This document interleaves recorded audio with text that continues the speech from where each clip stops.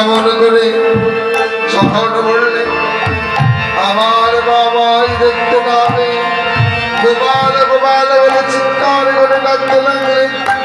সাগর ছাঁচা পানি নামান অভাগিনীর একমাত্র রক্ত অন্ধের দৃষ্টি শিবরাত্রির একমাত্র বলতে তার ঘরে লুকিয়ে আছিস একবার দেখাতে।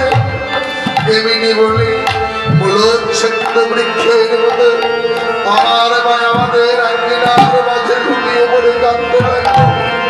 আমি আর রইতে পারিনি, রাকুল কান্নায় দৌড়ে সে মায়ের গলা জড়িয়ে ধরলাম।